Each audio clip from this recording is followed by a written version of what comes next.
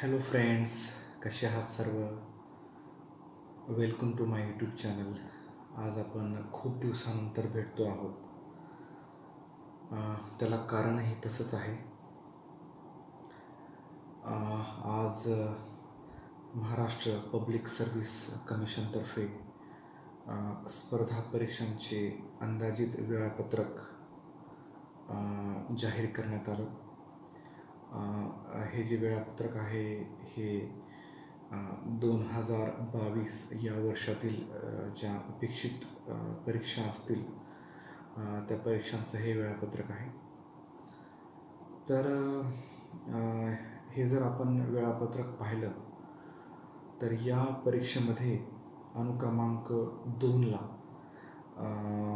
दिवाणी न्यायाधीश कनिष्ठ स्तर व न्यायदंडाधिकारी प्रथम वर्ग परीक्षा 2021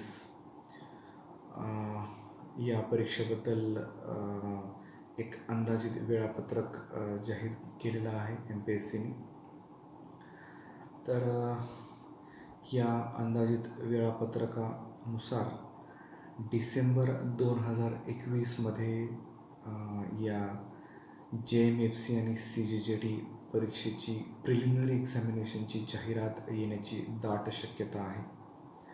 कदाचित ती 10 ते 15 दिवसामध्ये येऊ शकते, परंतु यामध्ये दिनांक दिलेला नाही आहे. महिना डिसेंबर 2021मध्ये एक अपेक्षित महिना दिलेला आहे की ज्या महिन्यात ही जाहिरात येईल. त्याचबरोबर पूर्वपरीक्षा प्रिलिमिनरी एक्झामिनेशन 12 मार्च 2022ला प्रिलिमिनरी एक्झाम घेण्याचं MPSC मार्फत फिक्स झालेलं आहे. आणि या 12 मार्च 2022ला झालेल्या परीक्षेचा निकाल मेमध्ये लावण्याचा MPSCचा प्रयत्न राहील. त्यामुळे त्यांनी निकालाचा महिना देखील या ठिकाणी जाहीर केलेला आहे. 12 मार्च 2022ला प्रिलिमिनरी एक्झाम आणि मे 2022मध्ये निकाल. त्याचबरोबर मे महिन्यामध्ये निकाल लागल्याच्या नंतर साधारणतः 2 जुलै 2022 ही जी तारीख आहे ती मुख्य परीक्षेसाठी MPSCने फिक्स केलेली आहे. आणि या 2 जुलैच्या JMFC मुख्य परीक्षेचा निकाल हा ऑगस्ट 2022 मध्ये लागू शकतो. तो महिना MPSCने फिक्स केलेला आहे. तर आपण हे जे बघितलं ते JMFC CGJD प्रिलिमिनरी एक्झामिनेशन 2021. याचबरोबर MPSCने JMFC आणि CGJD एक्झामिनेशन 2022चं देखील एक अंदाजित वेळापत्रक या ठिकाणी दिलेलं आहे. तर दिवाणी न्यायाधीश कनिष्ठ स्तर व न्यायदंडाधिकारी प्रथम वर्ग परीक्षा 2022 ची जाहिरात आहे ही मार्चमध्ये येण्याची दाट शक्यता आहे. आणि याची जी पूर्वपरीक्षा असेल ती 7 ऑगस्ट 2022ला असेल. आणि या पूर्वपरीक्षेचा निकाल जो आहे तो सप्टेंबर 2022मध्ये लागेल. तसेच पूर्वपरीक्षेचा निकाल लागल्यानंतर 20 नोव्हेंबर 2022 रोजी JMFC मेन्स एक्झामिनेशन घेण्याचं आयोगाने फिक्स केलेलं आहे. आणि याचा जो निकाल आहे तो जानेवारी 2023 मध्ये लोकसेवा आयोग लावू शकतो.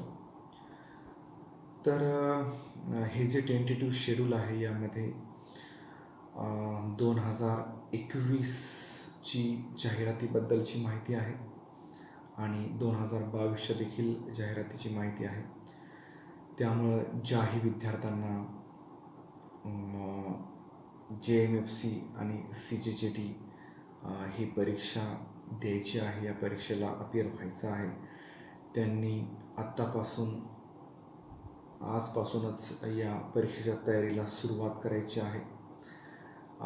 कारण जास्त दिवस या ठिकाणी तयारीसाठी मिळणार नाही आहेत, कारण लगेच 12 मार्च 2022ला प्रिलिमिनरी एक्झाम म्हणजे साधारणतः 3 महिन्यापेक्षाही कमी कालावधी कॅन्डिडेटकडे असणार आहे. त्यामुळं एक प्लॅन करावा लागेल, एक स्ट्रॅटेजी आखावी लागेल की कशा पद्धतीने अभ्यास करावा लागेल ते. तर बऱ्याच माझ्या मित्रांना किंवा लॉ स्टुडंट्सना या JMFC आणि CJJD या परीक्षेच्या पात्रतेबद्दलची किंवा ही परीक्षा किती टप्प्यात पार पडते याबाबतची पुरेशी माहिती नाही, आणि ते मला व्हॉट्सॲपवर किंवा टेलिग्रामवर विचारत असतात. माझ्या टेलिग्रामच्या ADV नितीन देवसरकर या टेलिग्राम चॅनलवर बरेच जण जॉईन झालेले आहेत. त्या ठिकाणी देखील मला पर्सनल मेसेज करून विचारलं जातं की नेमकं स्पर्धा परीक्षांचं अंदाजित वेळापत्रक केव्हा येणार आहे, किंवा JMFC प्रिलिम्स केव्हा होणार आहे, किंवा या परीक्षेसाठी किती विषय असतात, नेमकी ही परीक्षा किती टप्प्यात पार पडते, नेमकं या परीक्षेचं एलिजिबिलिटी क्रायटेरिया काय आहे, कट ऑफ किती लागतो. तर याआधी मी माझा JMFC CJJD एक्झामिनेशनच्या एलिजिबिलिटीबद्दलचा व्हिडिओ ऑलरेडी बनलेलाच आहे, परंतु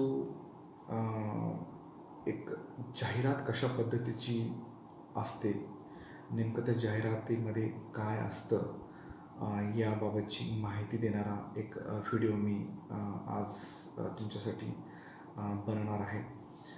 तर चला बघूयात की नेमकं या दिवाणी न्यायाधीश कनिष्ठ स्तर व न्यायदंडाधिकारी प्रथम वर्ग परीक्षेची एलिजिबिलिटी, परीक्षेला असलेले टप्पे, मार्किंग स्कीम यांची, सब्जेक्ट्स, फीस, सेंटर आणि इतर सखोल जी माहिती आहे ती सगळी आपण घेण्याचा प्रयत्न करणार आहोत. यासाठी आपण 2020 साली जी JMFC CJJD या परीक्षेची जी जाहिरात पब्लिश झाली होती, MPSCने पब्लिश केली होती, या जाहिरातीचा आपण एक ॲनालिसिस करणार आहोत.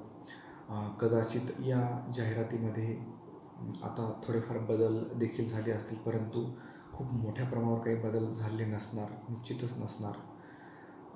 त्यामुळं 2020ला जी रिसेंटली जी JMFC प्रिलिमिनरी एक्झाम झाली त्याची जाहिरात जी आली होती, तर ती जाहिरात आपण या ठिकाणी आता डिटेलमध्ये बघणार आहोत.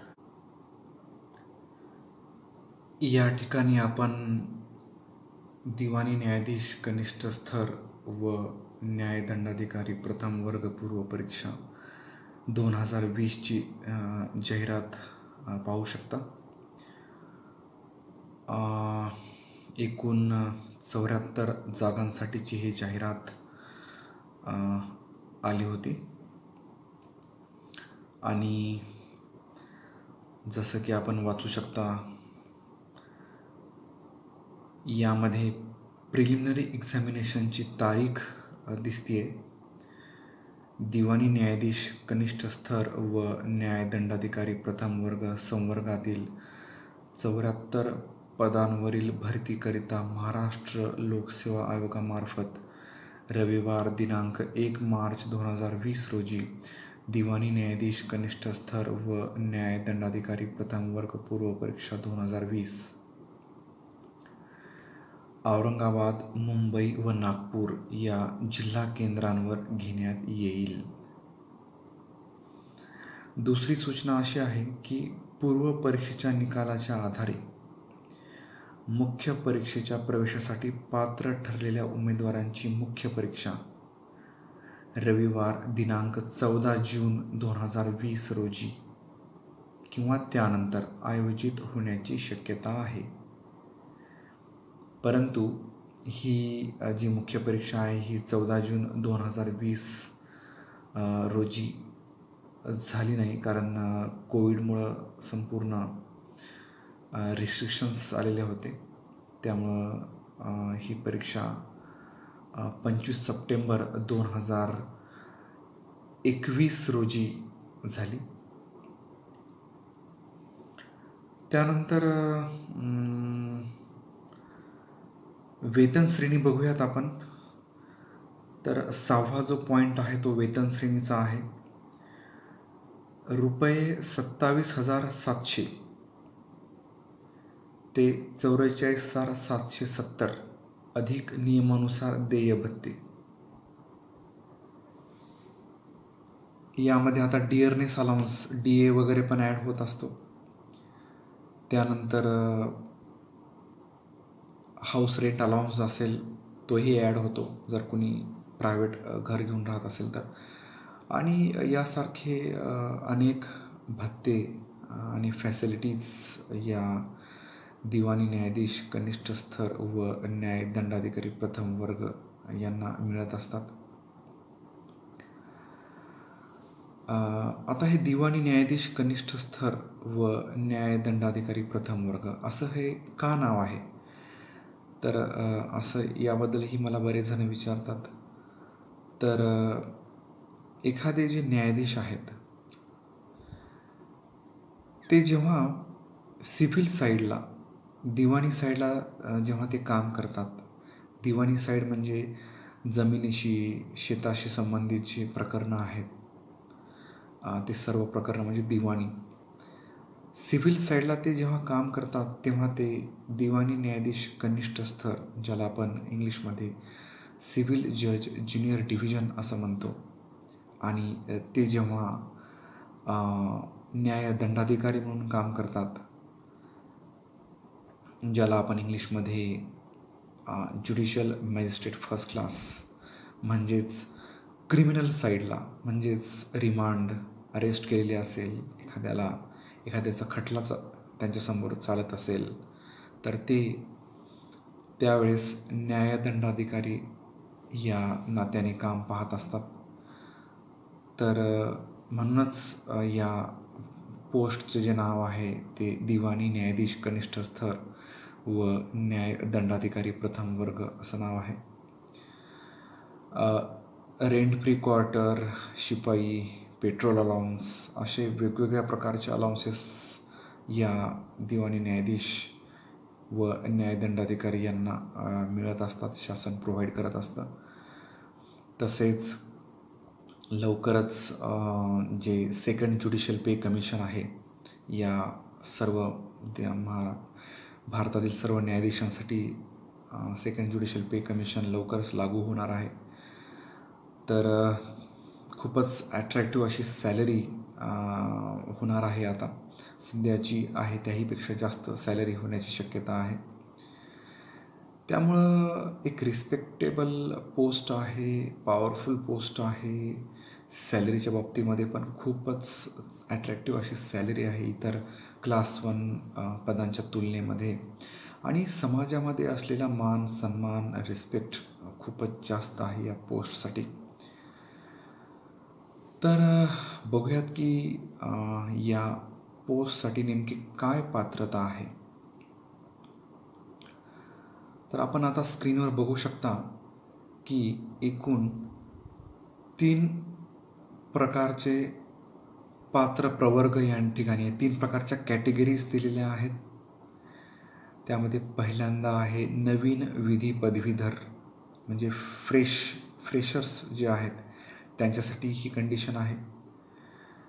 तर यासाठी किमान जे वय आहे ते 21 वर्ष आवश्यक आहे. आणि कमाल जे वय आहे, मॅक्झिमम जे एज आहे ते अमागास वर्गासाठी 25 वर्ष म्हणजे ओपन कॅटेगरीसाठी, आणि कॅटेगरीसाठी 30 वर्ष. आता हे जे वय आहे हे वय कधी पाहिजे, म्हणजे कोणत्या रोजीचं कन्सिडर केलं जाईल, तर जाहिरात ज्या दिवशी आली 3 जानेवारी 2020ला ही जाहिरात आली होती.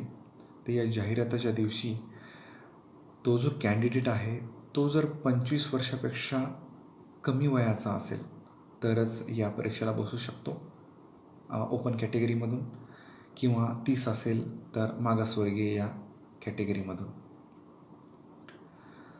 तर आता शैक्षणिक अर्हता काय आहे, एज्युकेशन क्वालिफिकेशन काय लागते या परीक्षेसाठी, तर विधी शाखेतील पदवी आणि सदर पदवी प्राप्त करण्यासाठी घेण्यात येणारी प्रत्येक परीक्षा प्रथम प्रयत्नात उत्तीर्ण करून पदवी प्राप्त केलेली असली पाहिजे.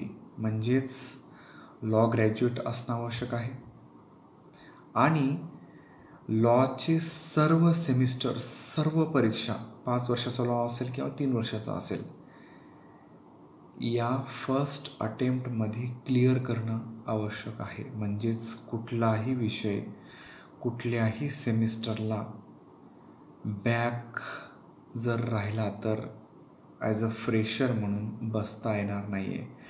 त्यामुळं सर्वांना माझी एक सूचना आहे, ज्यांचं लॉ चालू आहे अशांसाठी ही स्पेशल सूचना आहे की लॉला असताना कुठल्याही प्रकारे तुमचा विषय बॅक राहू देऊ नका. चांगला अभ्यास करा, चांगल्या प्रकारे तुम्ही परीक्षा पास व्हा. तर हे आपण फर्स्ट जे आहे ते बघितलं. त्यानंतर नुसतं एवढंच असून चालणार नाही आहे. दुसरी कंडिशन अशी आहे की विधी पदवीचं अंतिम वर्ष किंवा विधीमधील पदव्युत्तर पदवीचं अंतिम वर्ष, म्हणजेच लॉचं 5th इयर किंवा LLMचं 2nd इयर किमान 55% इतक्या गुणांनी 3 जानेवारी 2020 रोजी किंवा त्यापूर्वी उत्तीर्ण असणे आवश्यक आहे. म्हणजेच लॉच्या शेवटच्या वर्षाला 55% कमीत कमी पर्सेंटेज असणं आवश्यक आहे. मग लॉचं शेवटचं वर्ष असेल किंवा LLMचं शेवटचं असेल किंवा शब्द वापरलेला आहे पदवीचं किंवा पदव्युत्तर पदवीचं. मग आता हे तुम्हाला केव्हा असणं आवश्यक आहे? 3 जानेवारी 2020 रोजी. त्यानंतर 2nd कॅटेगरी आहे ही ॲडव्होकेटसाठी, वकील, अटर्नी किंवा अधिवक्ता. किमान वय आहे 21 वर्ष. कमाल जे वय आहे ते ओपन कॅटेगरीसाठी 35 वर्ष आहे आणि मागासवर्गीय कॅटेगरीसाठी 40 वर्ष आहे. म्हणजेच ॲडव्होकेट जे आहेत ते 35 वर्ष त्यांचं पूर्ण होईपर्यंत या ठिकाणी अप्लाय करू शकतात या पदासाठी, ओपन कॅटेगरीमध्ये असतील तर. आणि कॅटेगरीमध्ये जर असतील तर 40 या वयापर्यंत त्यांना या ठिकाणी अपिअर होता येऊ शकतं. आणि विधी शाखेतील पदवी म्हणजे ते लॉ ग्रॅज्युएट्स असावेत, त्यांचं LLB किंवा LLM हे कंप्लीट झालेलं असावं. मग आता या ठिकाणी हे जे 55% जी अट होती जी फ्रेशरला लागू आहे किंवा पदवीचे सगळे जे वर्ष आहेत ते फर्स्ट अटेम्प्टमध्ये पास व्हावं अशी जी कंडिशन होती, ती कंडिशननी या ॲडव्होकेट्स किंवा अधिवक्ता म्हणून जर एखादा कॅन्डिडेट बसत असेल तर त्यांनाही लागू होत नाही. त्यांना रिलॅक्सेशन आहे. फक्त त्यांनी लॉ ग्रॅज्युएट असणं आवश्यक आहे. त्याच्यानंतर 35 पेक्षा ते जास्त वयाचे नसावेत. ओपन असतील तर, कॅटेगरीमध्ये असले 40पेक्षा जास्त वयाचे नसावेत. परंतु या कॅटेगरीजच्या जे कॅन्डिडेट्स लोकांना एक्सपिरियन्स घेणं आवश्यक आहे. मुंबई उच्च न्यायालयातील किंवा त्यास दुय्यम असलेल्या न्यायालयातील दिनांक 3 जानेवारी 2020 रोजी वकील, अटर्नी किंवा अधिवक्ता म्हणून किमान 3 वर्षाचा वकिली व्यवसायाचा अनुभव. म्हणजेच ॲड ज्या दिवशी आली त्या दिवशी 3 वर्ष कंप्लीट झालेले असले पाहिजे. त्यानंतर पब्लिक प्रॉसिक्युटर या पदावरील महाराष्ट्रातील सेवा न्यायालयीन व्यवसाय म्हणून समजली जाईल. हे होतं वकील किंवा ॲडव्होकेट्ससाठीचं शैक्षणिक अर्हता आणि अनुभव, त्यांचं किमान आणि कमाल वय. यानंतर आपण तिसऱ्या कॅटेगरीकडे वळू, ते म्हणजे सेवा कर्मचारी, मिनिस्टेरियल स्टाफ. उच्च न्यायालयाच्या सेवा कर्मचारी वर्गाचे म्हणजे मिनिस्ट्रियल स्टाफ सदस्य, उच्च न्यायालयास दुय्यम असलेल्या न्यायालयाच्या सेवा कर्मचारी वर्गाचे मिनिस्ट्रियल स्टाफचे सदस्य, मंत्रालयाच्या विधी व न्याय विभागाच्या विधी विभागामध्ये विधी सहाय्यक आणि त्यापेक्षा उच्च पदावर काम करणाऱ्या कर्मचारी वर्गाचे सदस्य, उच्च न्यायालय, शहर दिवाणी न्यायालय आणि जिल्हा न्यायालय यामधील सरकारी वकिलांच्या कार्यालयातील सेवा कर्मचारी वर्गाचे सदस्य. म्हणजे थोडक्यात कोर्टातले क्लर्क्स हे जे आहेत ते वयाच्या 45व्या वर्षापर्यंत ओपन कॅटेगरीसाठी आणि 50व्या वर्षापर्यंत मागासवर्गीयसाठी या पोस्टला अप्लाय करू शकतात. यांच्यासाठी विधी शाखेतील पदवी असणं आवश्यक आहे आणि यांच्यासाठी अनुभव आहे. विधी पदवी प्राप्तीनंतर दिनांक 3 जानेवारी 2020पर्यंत किंवा तत्पूर्वी किमान 3 वर्षाची सेवा झालेली असणं आवश्यक आहे. म्हणजे ते लॉ ग्रॅज्युएट्स झाल्याच्या नंतर कमीत कमी त्यांनी 3 वर्ष सर्व्हिस करणं, 3 वर्ष ॲज अ क्लर्क म्हणून राहणं आवश्यक आहे. त्यानंतरच या पोस्टला अप्लाय करता येईल. यानंतर अजून एक महत्त्वाची अट अशी आहे की मराठी भाषेचं ज्ञान. सर्व उमेदवारांना मराठी भाषा उत्तम रीतीनं बोलता, वाचता व लिहिता येणं आवश्यक आहे. मराठी भाषेचं पुरेसं ज्ञान त्या ठिकाणी असणं आवश्यक आहे. मराठीतून इंग्रजीमध्ये, इंग्रजीतून मराठीमध्ये सफाईदारपणे भाषांतर करता येणं आवश्यक आहे. आणि मुलाखतीच्या वेळी मराठी भाषेच्या ज्ञानाबद्दल खालील सक्षम प्राधिकाऱ्याने विहित नमुन्यात प्रदान केलेलं प्रमाणपत्र सादर करणे आवश्यक आहे. म्हणजे सर्टिफिकेट तुम्हाला घेणं आवश्यक आहे की तुम्हाला उत्तम रीतीने मराठी बोलता येतं, वाचता येतं, लिहिता येतं, तुम्हाला मराठी भाषेचं पुरेसं ज्ञान आहे आणि तुम्हाला मराठीतून इंग्रजीत आणि इंग्रजीतून मराठीमध्ये सफाईदारपणे ट्रान्सलेशन म्हणजे भाषांतर देखील करता येतं, असं सर्टिफिकेट तुम्हाला घेणं आवश्यक आहे. आणि 2021मध्ये जी मुख्य परीक्षा झाली, या मुख्य परीक्षेच्या वेळेसच हे सर्टिफिकेट उमेदवारांना अपलोड करण्यास सांगितलं मुख्य परीक्षेला अप्लाय करतानाच. परंतु या 2021च्या आधी असा ट्रेंड होता की इंटरव्ह्यूला जेव्हा बोलवत होते ते त्यावेळेला हे सर्टिफिकेट आपल्याला सोबत घेऊन जावं लागायचं. त्यामुळे ही जी जाहिरात आहे आपण जी बघतोय 2020ची, त्यामध्ये तीच कंडिशन लिहिलेली आहे की मुलाखतीच्या वेळी मराठी भाषेच्या ज्ञानाबद्दल खालील सक्षम प्राधिकाऱ्याने विहित नमुन्यात प्रदान केलेले प्रमाणपत्र सादर करणे आवश्यक आहे. मग हे कुणाकडून घ्यावं लागतं तर ॲडव्होकेट लोकांसाठी संबंधित जिल्ह्यांची PDG आणि फ्रेशर म्हणून जे अप्लाय करतायत त्यांना त्यांच्या कॉलेजचे जे प्रिन्सिपल आहेत त्यांच्याकडून. बाकी क्लर्क म्हणून जे अप्लाय करतायत त्यांच्या विभाग किंवा कार्यालय प्रमुखाकडून. तर हे जे सर्टिफिकेट आहे ते आवश्यक आहे. त्यामुळं जे कॅन्डिडेट ज्यांना व्यवस्थित मराठी बोलता येत नाही किंवा मराठी समजत नाही अशांनी मराठी बोलण्याची एक सराव करायचा आहे, अभ्यास करायचा आहे. तसेच मराठी भाषेचं ज्ञान त्यांना घ्यायचं आहे. मराठी त्यांची फ्लुएंट कशी होईल यावर त्यांनी लक्ष द्यायचं आहे. त्यानंतर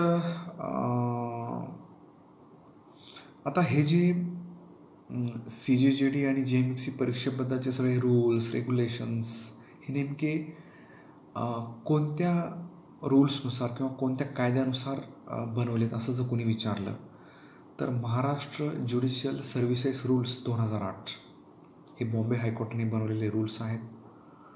तर संपूर्ण जिल्हा न्यायाधीश आणि दिवाणी न्यायाधीश ह्या ज्या पोस्ट आहेत, डिस्ट्रिक्ट जज आणि JMFC, यांच्याशी एलिजिबिलिटी क्रायटेरिया, पेपर किती मार्क्सचे असतील, काय काय सब्जेक्ट किती असतील, हे सर्व महाराष्ट्र न्यायिक सेवा नियम 2008 यामध्ये दिलेलं आहे. त्यामध्ये वेळोवेळी सुधारणा झालेल्या आहे.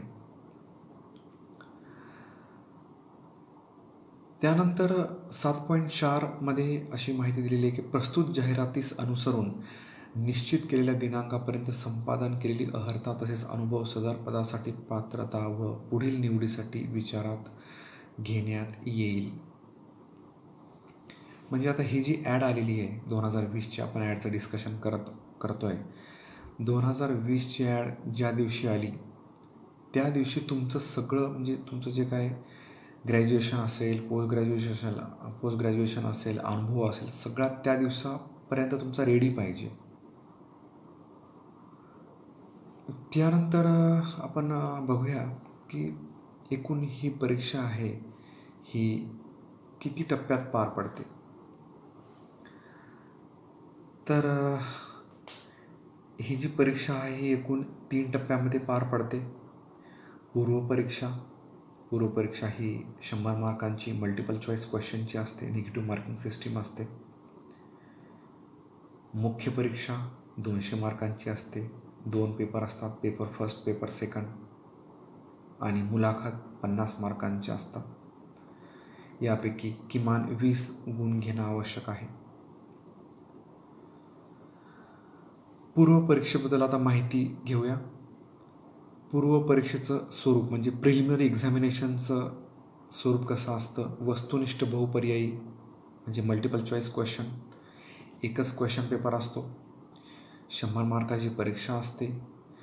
परीक्षेचं जे माध्यम आहे ते इंग्लिश असतं. आणि अभ्यासक्रम काय आहे प्रिलिमिनरी एक्झामचा, असे बरेच जण मला विचारतात. तर या ठिकाणी अभ्यासक्रम देखील दिलेला आहे. साधारणतः एकूण 12 ॲक्ट आहेत. 12 ॲक्ट कोणते कोणते ते मी आपल्याला आता या ठिकाणी सांगतो. Code of criminal procedure, civil procedure code, Indian evidence act, transfer of property act, specific relief act, Maharashtra rent control act, limitation act, constitution of India, Indian penal code, law of contract, sale of goods and partnership act, असे एकूण 12 कायदे आहेत. त्यानंतर मुख्य परीक्षेबद्दल बोलूया. मुख्य परीक्षेचं स्वरूप पारंपरिक आहे, म्हणजे डिस्क्रिप्टिव्ह परीक्षा असते. प्रश्न आणि उत्तर लिहावे लागतात आपल्याला. एकूण गुण जे आहेत ते 200 मार्कांची ही मुख्य परीक्षा होते. एकूण 2 पेपर असतात 100 गुणांचे, 100 मार्क्स ईच. त्यापैकी प्रत्येक पेपरला 50 मार्क्स घेणं आवश्यक आहे, पेपर 1 आणि पेपर 2ला. आणि परीक्षेचं जे माध्यम आहे हे मराठी व इंग्रजी, म्हणजे मुख्य परीक्षा जी आहे, ज्यांना इंग्रजीचा प्रॉब्लेम आहे असे विद्यार्थी मराठीमध्ये देखील ही परीक्षा देऊ शकतात. परंतु माझं असं पर्सनल सजेशन असं राहील की इंग्लिशमध्येच ही परीक्षा देण्याचा प्रयत्न करावा. कारण मराठीपेक्षा इंग्लिशचं जे स्टडी मटेरियल आहे ते खूप अवेलेबल आहे मार्केटमध्ये.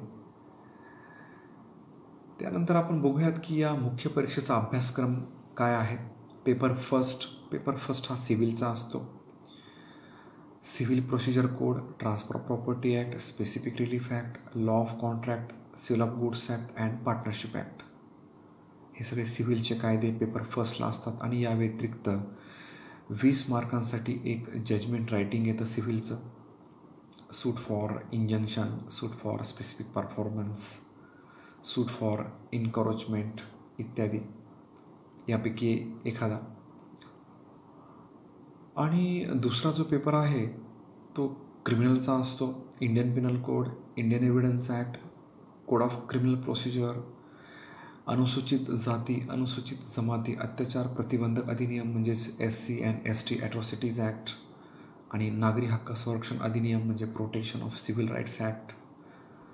त्यानंतर 20 मार्कांचा करंट लिगल टॉपिकवर निबंध विचारला जातो, एसे विचारला जातो करंट लिगल टॉपिकवर.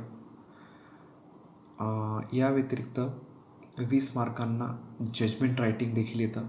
क्रिमिनलचं 379 असेल, 498 असेल इत्यादी.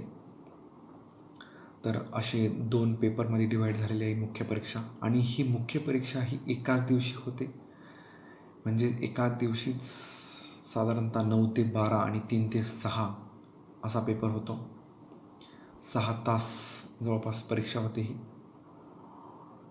त्यामुळं आपण 6 तास लिखाण कामाची आपल्याला सवय पाहिजे, सराव पाहिजे. त्यानंतर आता मुख्य परीक्षेचा निकाल कशा पद्धतीने लावला जातो. यशस्वी उमेदवारांना उपलब्ध रिक्त पदांच्या एकास 3 या प्रमाणात मुलाखतीसाठी बोलवण्यात येईल. म्हणजे साधारणतः 74 जर जागा असतील तर साधारणतः 250 विद्यार्थीच मुलाखतीला बोलवले जातील एकाच 3 प्रमाणामध्ये. त्यामुळं प्रिलिमिनरी एक्झाम देखील त्यासाठीच घेतली जाते. चाळणी परीक्षा आहे. आणि मुलाखतीस बोलवण्यासाठी पात्र होण्यासाठी प्रत्येक प्रश्नपत्रिकेमध्ये किमान 50% गुण मिळवणे ही किमान अर्हता राहील. म्हणजे प्रत्येक पेपरला कमीत कमी 50 मार्क्स घेणं आवश्यक आहे. मग एखाद्याला प्रश्न पडेल की 50-50 100 मार्क्स जर मला मिळाले तर मग मी इंटरव्ह्यूला जाईल का. तर याचं उत्तर नाही असं देता येईल. कारण मेरिट किती लागतो त्यावर देखील हे डिपेंड करतं. एखाद्या वेळेस 105 मार्कांना मेरिट लागला दोन्ही विषयांचा मिळून तर तुम्हाला 105 मार्कांपर्यंत पोहोचणं आवश्यक आहे. त्यामुळं 50%पेक्षा जास्त मार्क्स कसे आपल्याला पडतील अशा दृष्टीनं आपला अभ्यास असायला हवा. माझं असं सजेशन राहील की प्रत्येक पेपरला 60 मार्क्स कसे पडतील अशा रीतीने आपण अभ्यास करायला हवा मेन्सचा.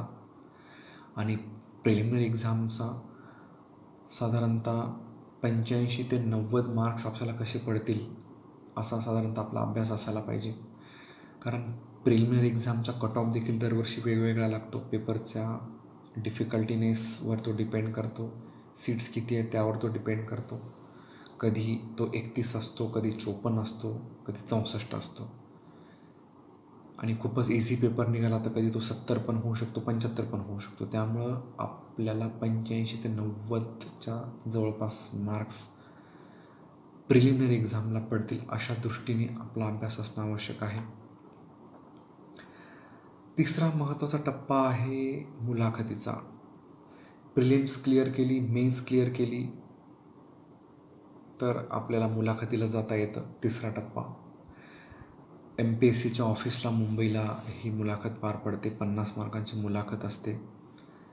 मुलाखतीला कमी कमी 40% मार्क्स घेणं आवश्यक आहे. म्हणजे 50पैकी 20 मार्क्स मिनिमम घेणं आवश्यक आहे पास होण्यासाठी. एक लोकसेवा आयोगाचे मेंबर किंवा चेअरमन आणि मुंबई उच्च न्यायालयाचे न्यायमूर्ती म्हणजे जस्टिस असं या दोघांचं एक पॅनल असतं. साधारणतः 15 ते 20 मिनिट हा इंटरव्ह्यू होत असतो. आणि अंतिम निवड जी होते ती मुख्य परीक्षा आणि मुलाखतीमध्ये जे आपण मार्क्स स्कोअर केलेत या दोन्ही मार्कांची जी टोटल होईल या टोटल गुणांच्या आधारे उमेदवारांची अंतिम निवड होईल. त्यानंतर खालीलपैकी कोणतीही व्यक्ती नियुक्तीसाठी पात्र ठरणार नाही. ज्यांना 2पेक्षा जास्त मुलं आहेत किंवा पत्नी हयात असलेल्या पुरुषाने दुसऱ्या स्त्रीशी विवाह जर केला असेल तर किंवा कोणत्याही प्रकारच्या बडतर्फ झाला असेल तर न्यायिक सेवेतून कंपल्सरी रिटायर करण्यात आला असेल तर काढून टाकण्यात आला असेल तर किंवा एखाद्या अपराधासाठी सिद्ध अपराधी ठरवण्यात आला असेल तर किंवा MPSCनी किंवा UPSCनी डिबार केला असेल तर अपात्र ठरवला असेल तर हे सगळे जे आहेत ते डिस्क्वालिफिकेशन आहेत. या लोकांना अप्लाय करता येणार नाही किंवा अप्लाय केलं तरी ते नियुक्तीसाठी पात्र ठरणार नाहीत. फीस आहे ओपन कॅटेगरीसाठी 374 रुपये. आता कदाचित वाढू शकते. ही 2020ची फीस आहे. आणि मागासवर्गीयसाठी 274 रुपये. ऑनलाईन ॲप्लिकेशन या ठिकाणी करायचं आहे. तर ही जी होती ही CJJD आणि JMFC ह्या परीक्षेबद्दलची पात्रता, तसेच वयाची मर्यादा, तसेच फीस, विषय इत्यादीबद्दलची आपण माहिती घेतली. लवकरच MPSCची जी जाहिरात आहे ती येईल आणि आपण सर्वांनी आता अभ्यासाला लागायचं आहे, ज्यांना ही JMFC प्रिलिमिनरी एक्झाम द्यायची आहे येणारी. याबद्दलची स्ट्रॅटेजी, कशा पद्धतीने अभ्यास करायचा, कोणकोणते बुक्स वापरायचे, नेमकं कशावर आपण फोकस करायला पाहिजे, याबद्दलची डिटेल माहिती देणारा व्हिडिओ मी लवकरच घेऊन येणार आहे. आणि हे जे आहे हे सिलॅबस आहे. सिलॅबस आणि जी जाहिरात आहे यामध्ये काय फारसं वेगळं काही इन्फॉर्मेशन नाही आहे. आणि JMFCचा सिलॅबस जो आहे तो काही म्हणजे खूप डिटेल नसतो, फक्त ॲक्टचे जे नावं आहेत तेच या ठिकाणी दिलेले असतात. त्यामुळं हे जे आहेत हे नावं आहेत ॲक्टचे, प्रिलिमिनरी एक्झामचे.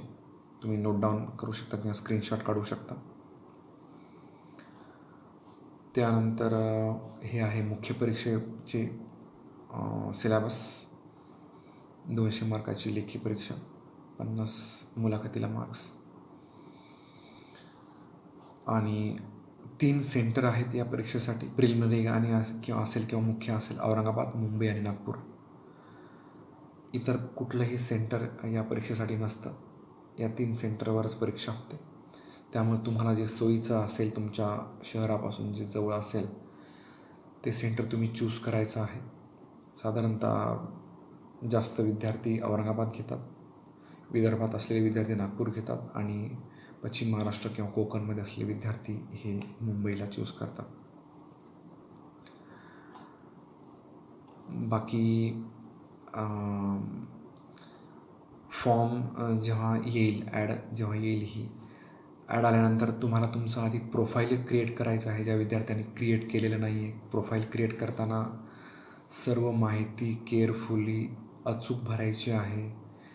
तुमचे जे डॉक्युमेंट्स आहेत ते सगळे आत्ताच तुम्ही तयारीला लागा, रेडी करून ठेवा. Age and domicile certificate, caste certificate लागत असेल, आधार अपडेटेड लागत असेल, तुमचे सगळे मार्क्स मग तुमच्याकडे पाहिजेत, तुमची सनद तुमच्याकडं पाहिजेत. असे सगळे तुम्ही बेसिक सगळे डॉक्युमेंट्स कलेक्ट करा, तुमच्याकडे राहू द्या. कारण फॉर्म अप्लाय करताना ते सगळे त्यावरचे डिटेल्स तुम्हाला फिलअप करणं आवश्यक आहे.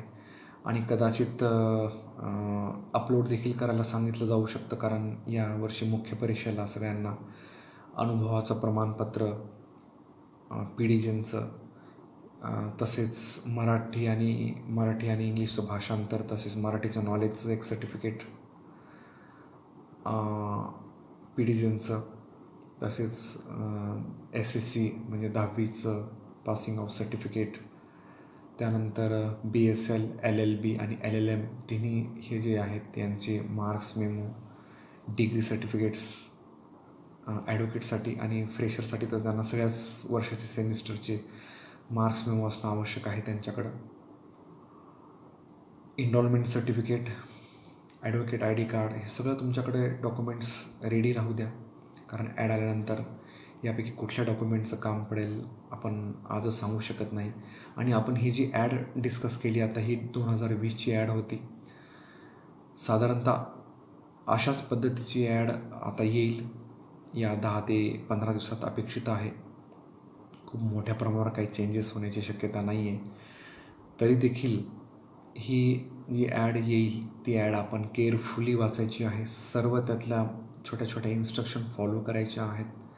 तशा पद्धतीने काळजीपूर्वक फॉर्म भरायचा आहे MPSCच्या वेबसाईटवर जाऊन, आणि आजपासून अभ्यासाला लागायचं आहे. खूप चांगली पोस्ट आहे, रेप्युटेड पोस्ट आहे. तर आपल्याला या प्रिलिमिनरी एक्झामसाठी ॲडव्हान्समध्ये शुभेच्छा देतो. All the best all of you. Thank you very much. तुमची आणि तुमच्या कुटुंबियांची काळजी घ्या, अभ्यासाला लागा. रिसेंट बेअर ॲक्ट घ्या 2021चे, ज्यामध्ये रिसेंट अमेंडमेंट्स असतील. Thank you very much.